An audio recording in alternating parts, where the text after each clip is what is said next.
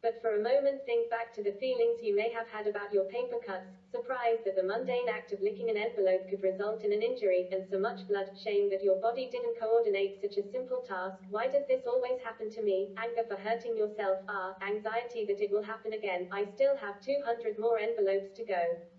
Paper cuts are trivial, but they may invoke a complex emotional response.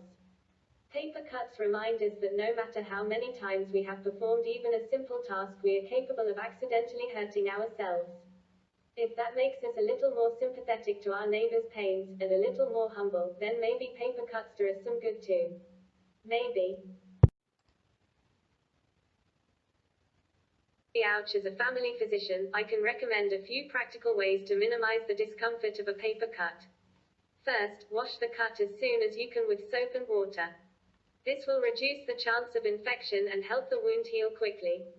Keep the wound clean, and if possible, for a few days cover it with a small bandage to cushion the wound and limit reopening.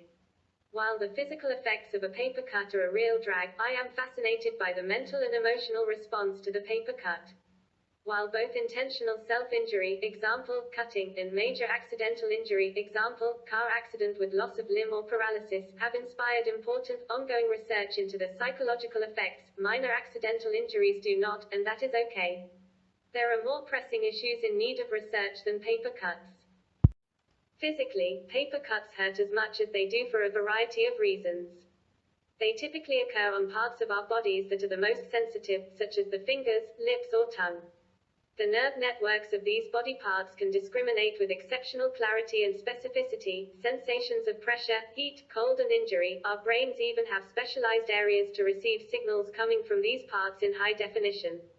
The exquisite sensing abilities that makes our fingers, lips, and tongue so good at what they normally do, also makes injuries all the more painful. These same highly sensitive areas are also parts we use all the time. Cuts on fingers, lips, and the tongue tend to reopen throughout day, dooming us to relive the pain again and again.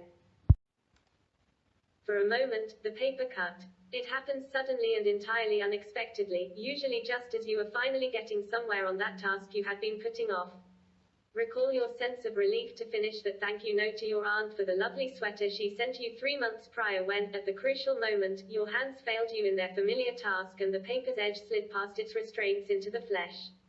Then pain, sharp, pure pain that bends your consciousness to the only thing that matters right now. There is sometimes a moment between awareness and pain when you bargain with fate, hoping that what just happened didn't.